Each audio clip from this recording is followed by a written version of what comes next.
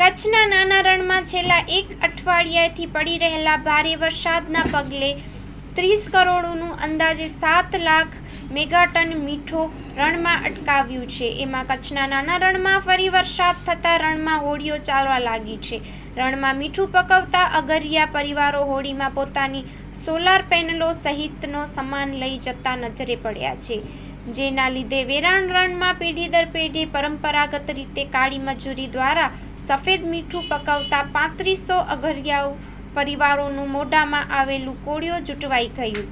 બીજી બાજુ મીઠા ઉદ્યોગના આલા વેપારીઓ કુદરતને ખમૈયા કરવાની વિનવણી કરી રહ્યા છે, જ્યારે હવામાન વિભાગ અને અંબાલાલ પટેલની વધુ વરસાદની આગાહીના પગલે અસંખ્ય વેપારીઓ પોતાનું મીઠું ખારાગોળાના બદલે ધાંગધ્રાના કુળ રણમાં લઈ જવા રાતોરાત કુળાદોરી ગયા હતા. ત્યારે કાળી મજૂરી દ્વારા સફેદ મીઠું પકવી દેશના લોકોનું ભોજન સ્વાદિષ્ટ બનાવતા અગરિયા સમુદાય ભારે વરસાદના પગલે કફોડી હાલતમાં મુકાયો છે.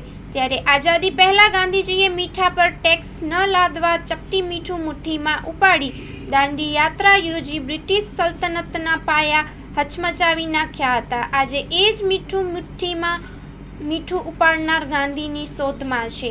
એ પણ નરી વાસ્તવિકતા છે. Report by Minhaz Malik, Surendranagar.